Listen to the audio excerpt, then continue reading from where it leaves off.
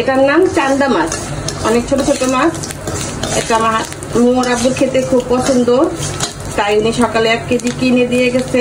আমি অল্প একটু কেটে রান্না করবো ওনার জন্য, অল্প একটু কেটেছি, অতটুকু রান্না করব।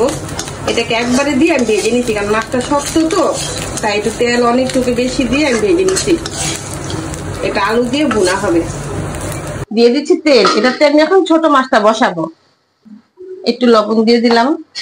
দিয়ে দিচ্ছি আমি মশলাটা, এটাতে আছে হলুদ, মরিচ, আদা, একটু রসুন। দিয়ে দিচ্ছি একটু পানি কষানোর জন্য।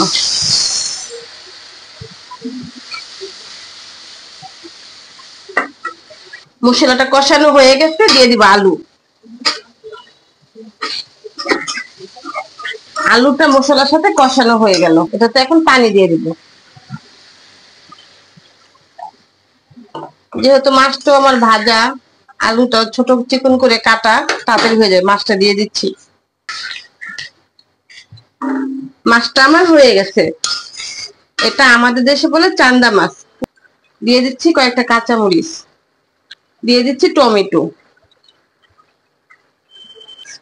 এই মাছটা আমরা ছোট মাছও ভেজে খাই, আর এই মাছ তো কাটা, এটা কাটা মাছ ভেজে খেলে কাটা কম লাগে। আপনারা কিভাবে রান্না করেন কমেন্টে জানাবেন, আমি এইভাবে রান্না করি। আমার রান্নাটা কেমন হলো জানাবেন কমেন্টে। দিয়ে দিচ্ছি জিরার গুঁড়া। তরকারিটা হয়ে গেছে, এটাকে এখন মিলাই নিব। তরকারিটা ভালো করে নাড়াচাড়া দিয়ে মিলাই নিতে হবে জিরা। এটাকে একটা ছোট পাতিলে ঢাইলা নিচ্ছি। আল্লাহ হাফেজ।